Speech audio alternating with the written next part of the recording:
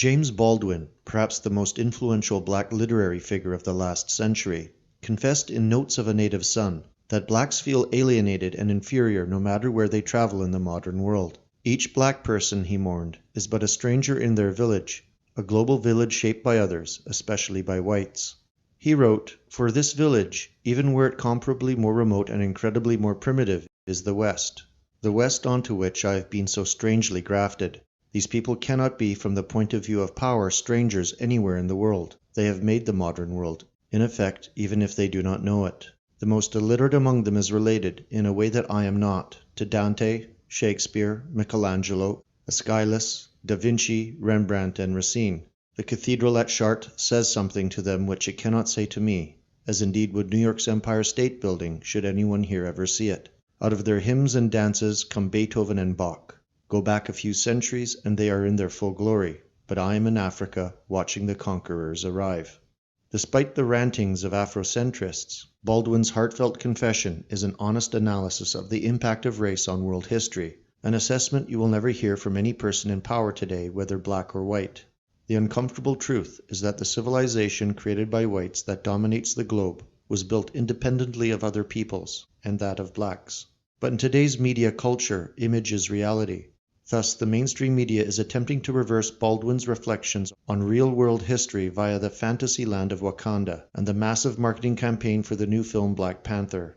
Wakanda represents a spiritual homeland for blacks everywhere, a fantastical balm designed to soothe black self-esteem and emotionally support a people alienated from the world whites created. And the size of this effort should not be underestimated.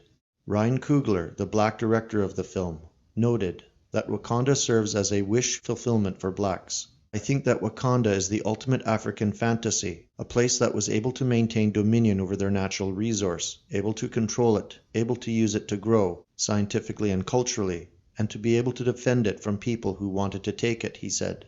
The ecstatic response from blacks shows that this appeal to racial pride is a huge success. Black people all across America are holding parties and seeing the movie in large groups. The character of Black Panther himself is being interpreted as an avatar of global black identity, and this is intentional. Part of the new film's emotional and visual appeal lies in the fact that Wakanda has never been colonized.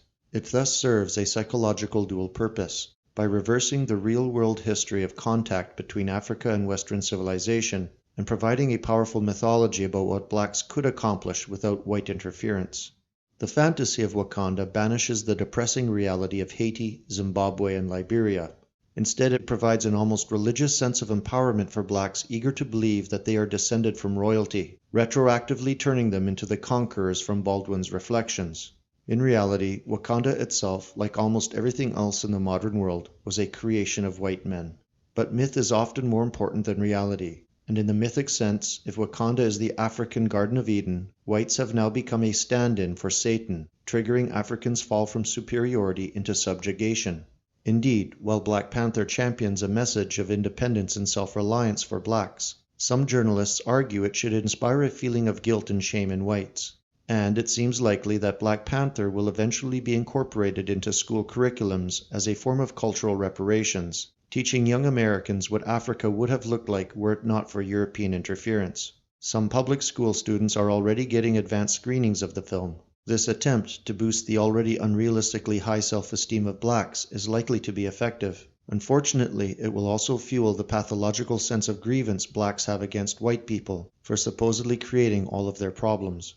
It is, of course, not to see this as intentional. James Baldwin knew even the most illiterate white person was related to a glorious past. But now blacks have been given an attractive myth, being told they are honorary citizens of Wakanda in a way whites can never be. And as blacks are provided a fantasy of power and success, our own people are indoctrinated to feel shame and guilt about the deeds our ancestors actually accomplished.